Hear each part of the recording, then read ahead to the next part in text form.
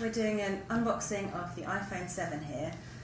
This goes on sale tomorrow morning in Apple stores across the country, and everyone's quite excited to see what's inside, so we thought we'd unbox one for you ahead of time. So I'm going to start by taking off the wrapping.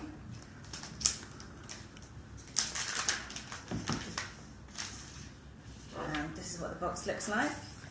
This is actually the 256GB version, which is the absolute top end of the range, and costs £799, which is quite a lot. You can get a cheaper version, which is the 32GB version. That's £599, and then there's also a 128GB version, which is £699. So, opening up the box, you get this load of bump on top. That's all your warranty and stuff. And here's the phone inside. So I'm going to take it out. This is the gold iPhone 7. I'm going to take the wrapping off so you can see.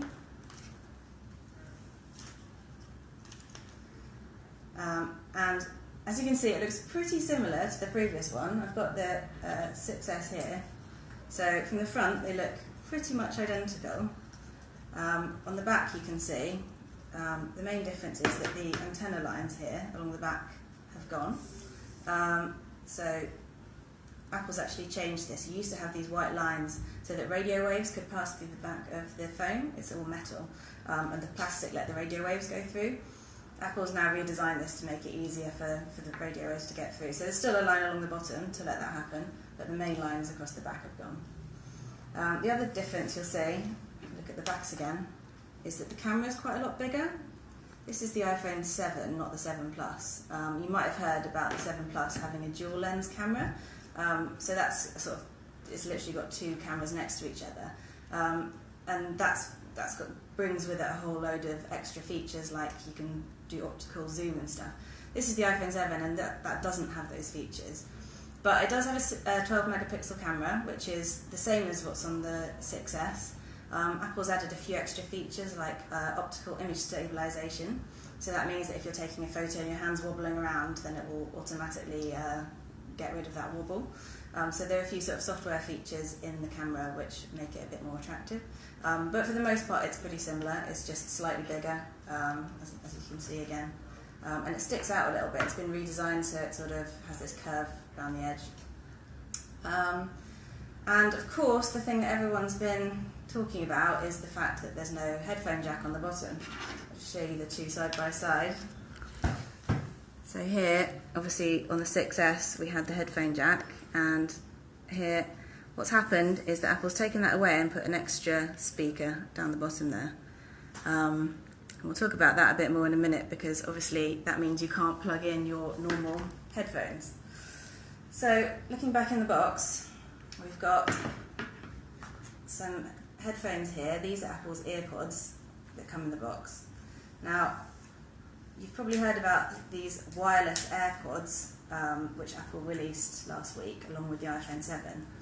And those come without wires and connect to the iPhone with Bluetooth. Those actually don't come in the box. They cost an extra £159, I think. What does come in the box is these Airpods, which are a bit more like the ones you would have got in your old iPhone box. So they look the same. The actual buds are very similar to what you'd be used to. But on the end, it's got a lightning connector, which goes in to the slot where you'd normally charge up the phone. So as you can see, it's like that. And that means that you now no longer have to have your normal adapter. Now that, of course, only works if you're going to use these headphones. There are other headphones that you can buy. I think Beats has a whole range. Beats is obviously owned by Apple, so they have a whole range of ones that work like this too. And all Bluetooth headphones will also work like this. Now, Apple realises that people might not be totally ready for this. So in the box, there's also one of these adapters. Now, this also plugs into the bottom like that, and on the end is an adapter. So if you've got an old pair of headphones that you want to carry on using, you can just plug it in there, and just that little bit of wire will transform it so you can listen to music as you normally would. So that's the stopgap for now if you're not keen on using these new headphones. So that's most of what's in the box. You've obviously got your charging cable there as well, and a plug, and inside there is a little thing for getting your SIM tray out. So now I'm going to turn on the phone so you can have a look at it. Now I have actually already turned this phone on and set it up, so this is not the first time I've opened the box, but just to give you an idea of how the phone looks. Obviously it takes a while to turn on.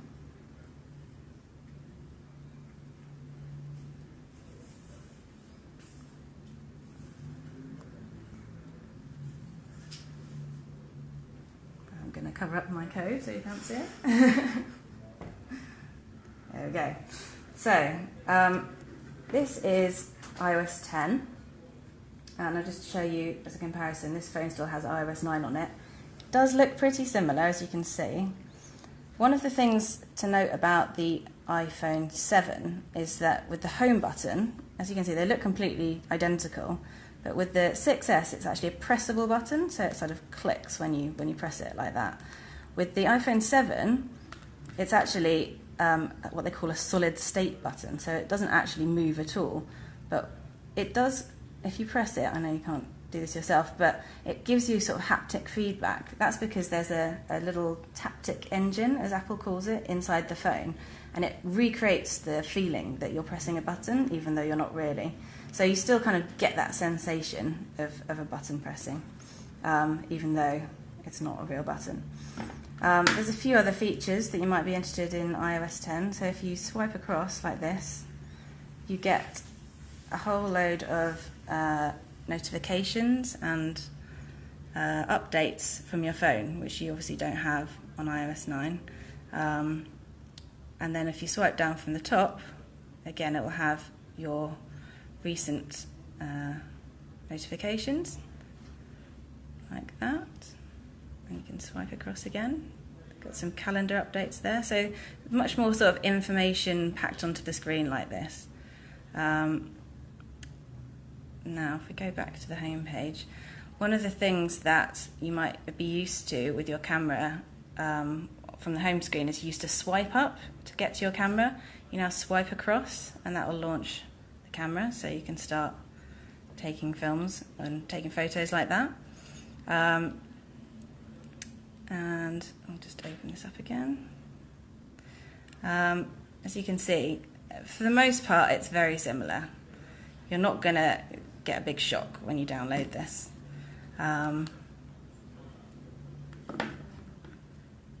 So there we go. That's what it's looking like, and it's out tomorrow.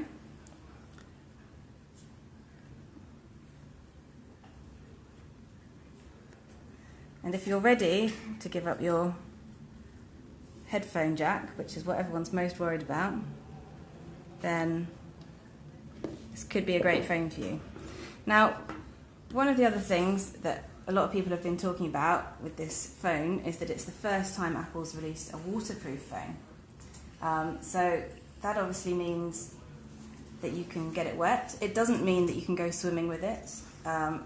Apple's been given some criticism for the way it's described this. So it's actually water resistant, not waterproof, which means that you can get it wet, you can run it under the tap, you can even get it down to a depth of 1 metre, and it won't be ruined. But if you take it any further beyond that, if you go deep, then you might get in trouble. So we thought we'd try this out. This is obviously not a metre deep, but everyone's wondering what happens when you put it in.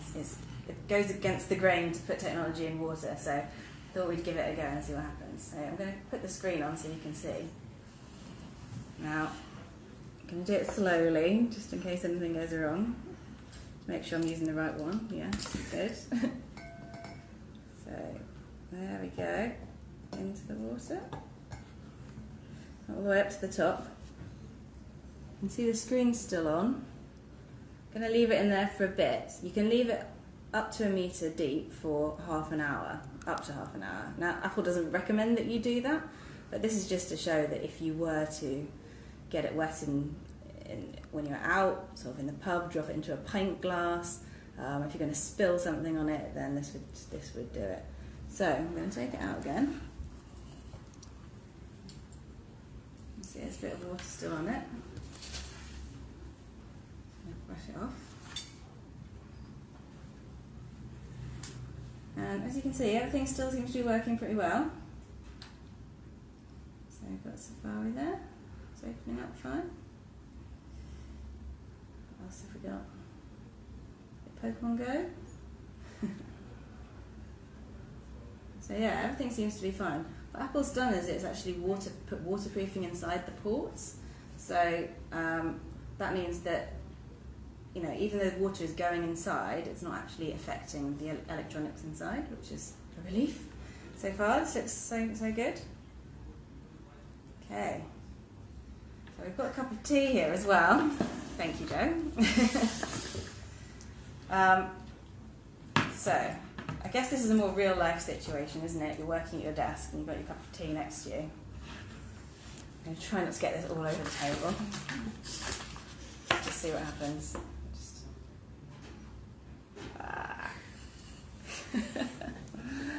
So there we go. I'll leave it there for a little bit. I'm going to wash it off back in our jug. Okay. So you go, oh no, my tea! I'm going to do it the other way around this time, upside down. Give it a swirl around. This way too.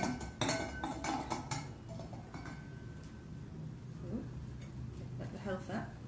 Just going to wrap it down a bit. Now, any other phone in the past, you would be crying at this point, or getting a bag of rice out to try and dry it out overnight. As you can see, it seems to be perfectly happy. So, seems to have passed the waterproof test. As I say, this doesn't mean that you should take it swimming. That's not the point. It's to avoid incidents like this. I'm going to try and knock up this tea now.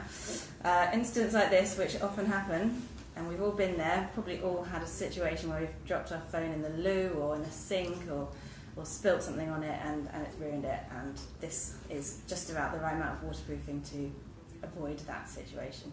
So, all in all, it's not a groundbreaking device, let's be honest. I mean, if we're looking at the two side by side, it's not the kind of thing that if you've got an iPhone 6S, you're necessarily going to rush out and buy. But I think the waterproofing is a great feature. I think a lot of people who are clumsy particularly will appreciate that. The camera, we haven't really shown you, but it's a significant upgrade on the previous camera. You've got a lot of wider colour gamut, so you get nicer colour in your pictures, brighter, better in low light situations. So, you know, that's a nice feature. And for the most part, you know, Apple phones tend to be very popular, so I expect this will be a big seller. But if you've got one of these older phones, you may think twice about rushing out and spending another £599 on this phone. So, there you go, iPhone 7.